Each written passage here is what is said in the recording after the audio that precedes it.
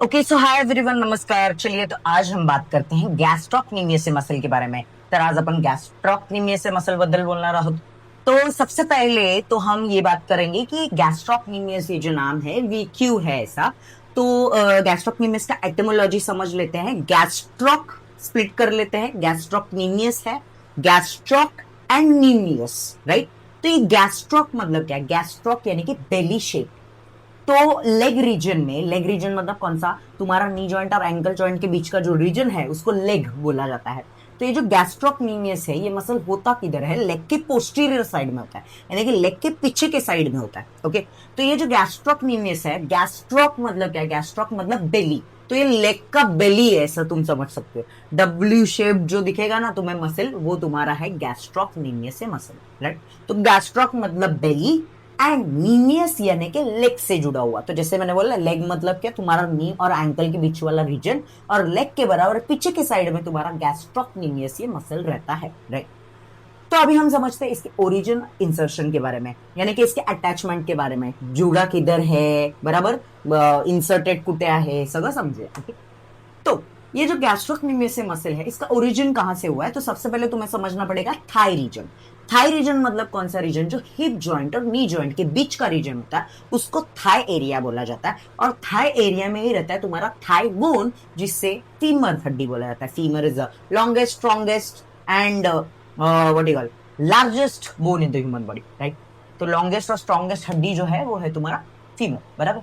अब ये जो फीमर है, ये फीमर्स के नीचे एंड में देखो ना, एंड में ऐसा उभरा हुआ स्ट्रक्चर्स रहता है, ऐसा राउंड राउंड। ओके, उसको बोला जाता है कॉन्डाइल्स। ओके, कॉन्डाइल्स बोला जाता है। तो बॉडी के मिडलाइन के पास वाला जो कॉन्डाइल है उसको मीडियल कॉन्डाइल बोला जाता है। और मिडलाइन से दूर वाला मतलब तो साइड वाला कॉन्डाइल है उसको लैटरल कॉन्डाइल बोला जाता है। तो ये सभी मसल्स विसल्स के लिए भी याद रखने का, बहुत सारे मसल तो प्लेसमेंट के हिसाब से उसका नाम दिया जाता है। तो बॉडी के मिडलाइन से नजदीक वाला मीडियल, बॉडी से मिडलाइन से दूर वाला लैटरल। तो मिडियल मिडलाइन के क्लोज वाला मीडियल कॉन्डाइल, मिडलाइन से दूर वाला लैटरल कॉन्डाइल। अभी गैस्ट्रोक्नीमियस भी बाइफरकेटेड है, यानी कि ये भी क्लासिफाइड है इनटू टू हेड। एक रहता है गैस्ट्रोक्नीमियस का मीडियल हेड, एक रहता है गैस्ट्रोक्नीमियस का लैटरल हेड। तो ये जो मीडियल हेड है गैस्ट्रोक्नीमियस का, ये मीडियल कॉन्डाइल से निकला है फीमर के। ओके, और ये जो गैस्ट्रोक्नीमियस का लैटरल हेड है, ये lateral head lateral condyle of femur से निकला हुआ। Clear everybody? और ये दोनों इंसर्टेड कहाँ है? ये दोनों हेड इंसर्टेड किधर है, यानी कि गैस्ट्रोक्नीमियस का इंसर्शन कुठे है? तो इंसर्ट हुआ है हील बोन, राइट। हील मतलब उसको कैल्केनियस बोला जाता है। ओके, कैल्केनियस हड्डी से जाके जुड़ा है। अब ये मसल है, हड्डी से जाके जुड़ा कैसे है? टेंडन के जरिए से, क्योंकि टेंडन मसल और हड्डी को कनेक्ट करने का काम करता है। तो जो टेंडन हमारे गैस्ट्रोक्नीमियस मसल को हील बोन यानी कि कैल्केनियस पे जाके जोड़ता है, वो टेंडन का नाम एक्किलीज टेंडन है। Clear everybody? सबको समझ में आया ये? ओके, अभी हम जस्ट गैस्ट्रोक्नीमियस के फंक्शन या वो क्या काम करता है उसके बारे में समझेंगे। गैस्ट्रोक्नीमियस 3 काम करेगा।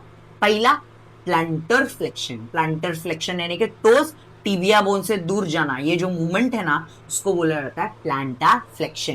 Clear everybody? Then second function जो वो करता है वो है नी फ्लेक्शन।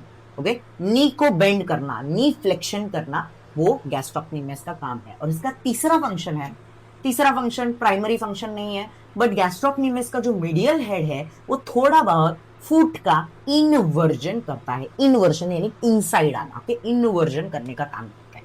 Clear everybody? ऐसे में सोलियस के बारे में भी वीडियो बनाने वाली हूँ, गैस्ट्रोक्नीमियस और सोलियस दोनों का कॉम्बाइंड वीडियो भी बनाने वाली हूँ। तो ऐसे इंफॉर्मेशन रील्स देखने के लिए मेरे I teach exercise science page को फॉलो करना भूलिए मत।